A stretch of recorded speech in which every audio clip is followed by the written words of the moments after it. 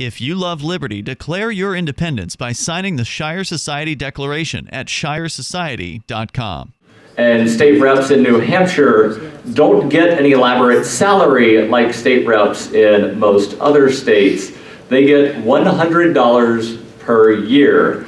And we're actually privileged to have 3 either current or former state reps in our presence. And one of them, who is a current state rep and opted, I believe, to not be a college student, decided to go into the public sector, Mr. Caleb Dyer, who on February 9th officially became a sitting Libertarian state rep and has changed his voter registration, meaning that for the first time in nearly 20 years, we have a state rep serving the majority of their term as a Libertarian. Caleb Dyer.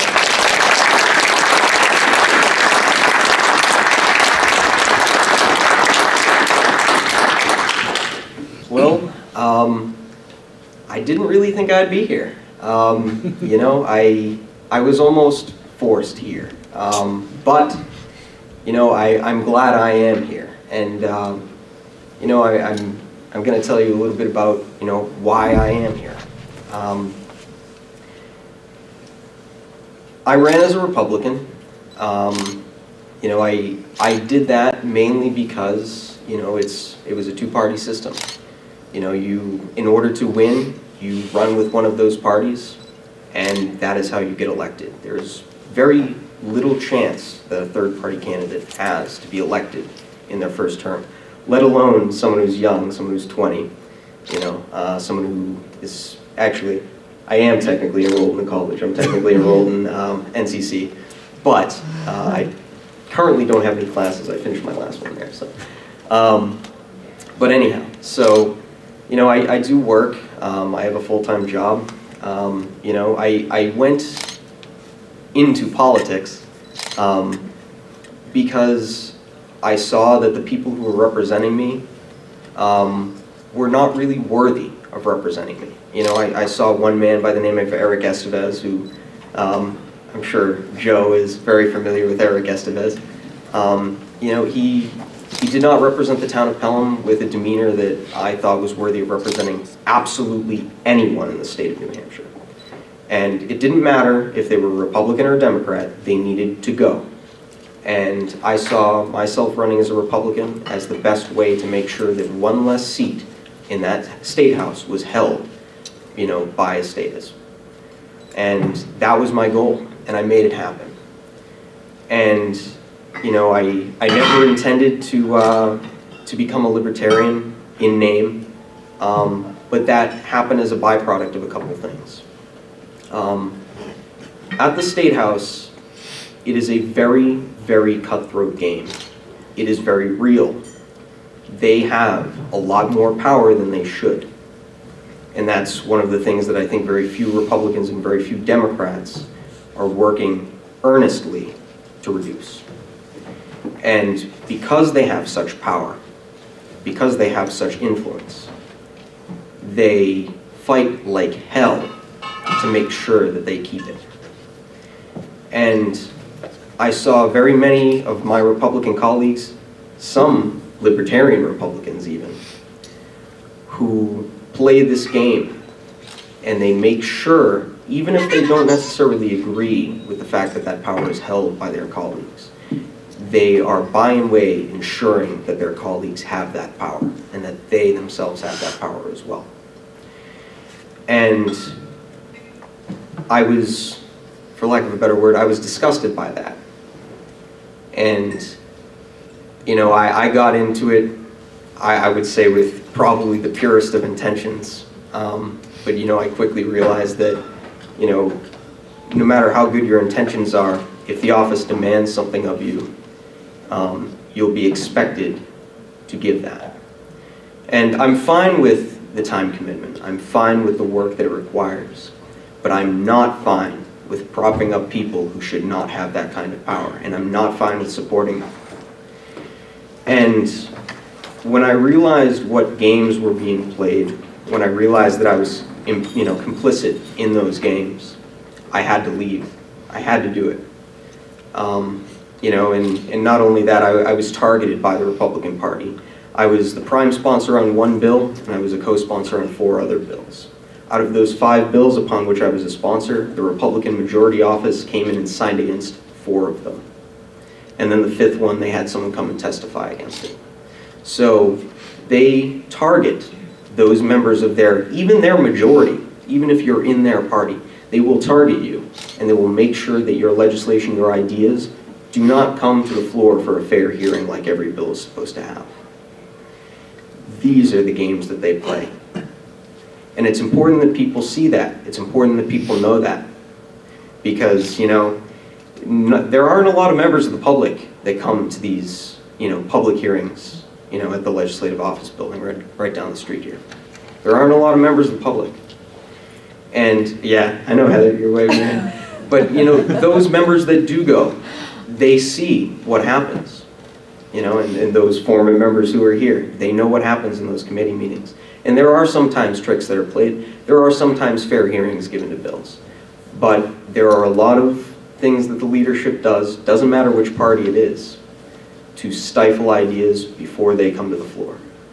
And I saw that as wrong, and that is probably the principal reason why I left. And, you know, looking back at it, I am overjoyed that I left. You know, it was as if a burden was lifted off of me.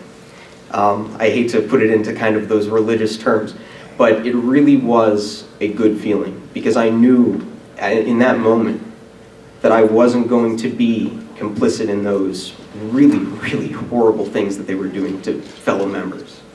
You know, the State House is supposed to be a place where 400 people from across this state come and represent their people. How can you do that if you have 2 monolithic parties standing in your way, preventing ideas from being heard fairly? How can you represent your people? How can you bring their ideas forward? You cannot.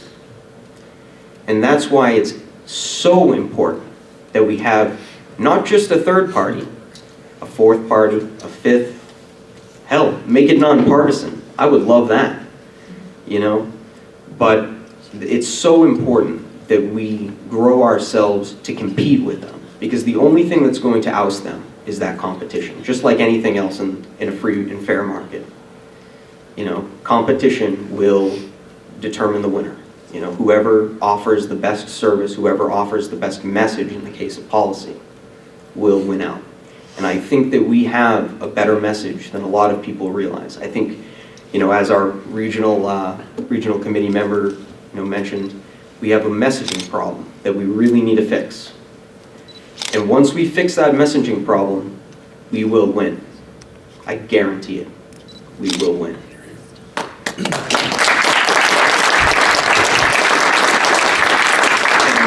And as with the regional committee member, I'll take any questions if you have them. I didn't expect any, but anyhow. So, hold on. Oh my, Clarence. Caleb, thank you for what you did. What you just said, I ran and lost in the election where you ran and won. And it was made very clear to me, it wasn't a secret before, but I really saw that people don't vote for messages. It's all they can do to vote for a letter. They sometimes don't even get that right. So, do you think that's overcomable? Absolutely. When I ran, it was very difficult for a lot of the other people who I ran against to understand my methodology in running. I actually did get out. I knocked on 2,000 doors. I probably engaged just shy of 4,000 voters. I don't think any other candidate in my district engaged that many people. I think Andrew Proud may have come close. And, you know, he's right there with us. He's a Free Stater. He moved for the Free State Project. So, you know, even though he's holding office as a Republican, you know, he definitely has similar beliefs to those in this room. So I think that given enough effort, given enough concentrated effort, that is, you can get out there and you can spread a message, no matter how hard, no matter how much of an uphill battle you think it is. You know, I literally just got out and talked to people and asked them, what issues are important to you that can be, you know, something can be done at the state level regarding them. And, you know, that's why I filed the bill on police body cameras. Because I heard from actually quite a few members of the public, even some ex-police officers, granted I didn't talk to Joe, but, you know, some police officers in my district who said, yeah, you know, we need that. We need some kind of way. You know, the best way to spend public money is to keep government accountable. That's probably the only thing government should be spending money on, to be perfectly honest. So that's why I filed that bill. You know, the only way to resonate, the only way to get your message across is by going out and contacting voters, going out and actually talking with people, holding a town hall if you can. Anyway, and you can overcome that, absolutely. So, other questions? I like that. Oh, But that was a good answer, though. Yeah, I just want to say thank you for taking a stand and standing on your principles instead of doing what people think is politically expedient. I think that's very inspiring for a lot of us, whether we're libertarians in the party or not. I think that's just fantastic. And I have a two-part question. First part is, how has the local media here in New Hampshire reacted to your decision? And the second part is, what can the Libertarian Party do to support you and keep you in office? Well, the local media really didn't do much. The only person who actually picked up the story is right here videoing this. So, you know, the local media really didn't pick up on it. I did reach out to a friend of mine at the Nashua Telegraph. He did not run the story. It was actually shut down by his editor. So, you know, that tells you something. But anyhow, you know, it's also, what was the second part of your question? Sorry, just blanked out a little. Yeah, what can the Libertarian Party do Oh, to support you and keep to help you me? in Oh, office? just help me knock doors, man. That's it. Yeah, that'll be it. I don't need your money. You know, I spent $400, you know.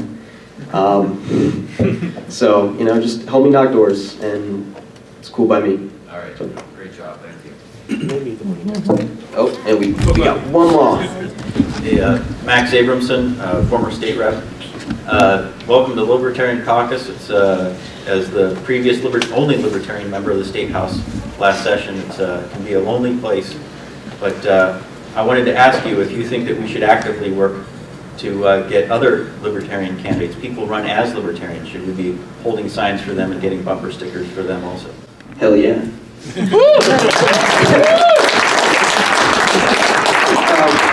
But for real, you know, yeah, we really do need to make a serious recruitment effort. I mean, I've been talking with a lot of, you know, other representatives currently serving, and, you know, it's hard to get them to switch because the parties really do offer a certain electoral security, and, you know, they already have that structure, and the Libertarian Party really doesn't have a lot of the same structure that the Republicans and the Democrats have right now.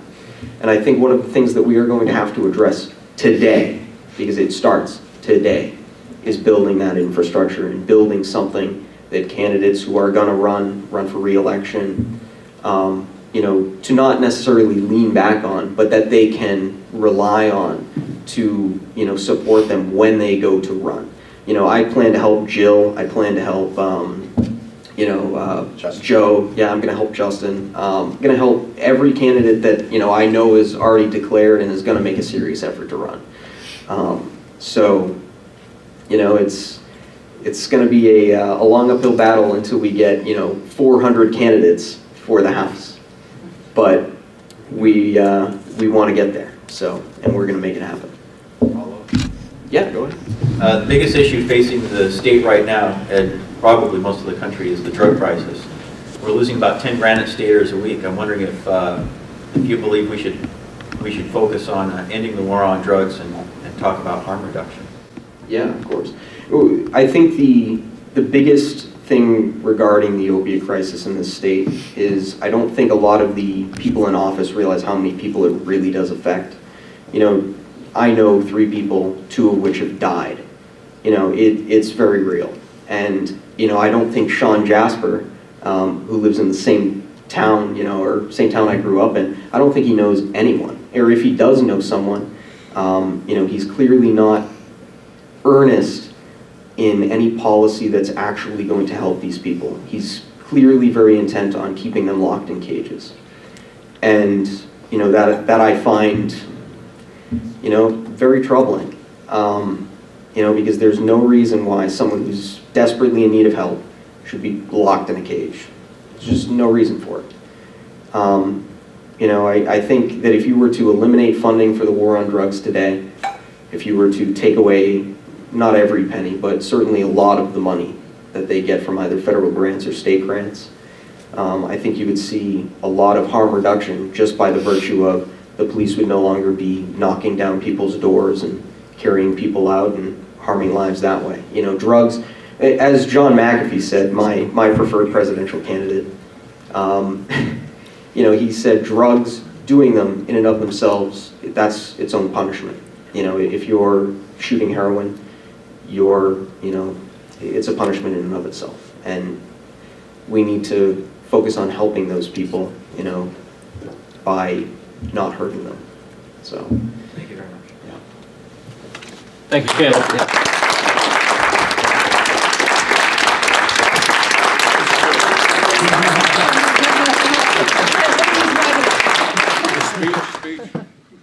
We'd like to invite you to visit freekeen.com. Freekeen.com features audio, video, and blogs chronicling the transition to a voluntary society. Freekeen.com also has comments and discussion forums so you can be heard. Freekeen.com. I should be in Keene, New Hampshire with the Free Staters.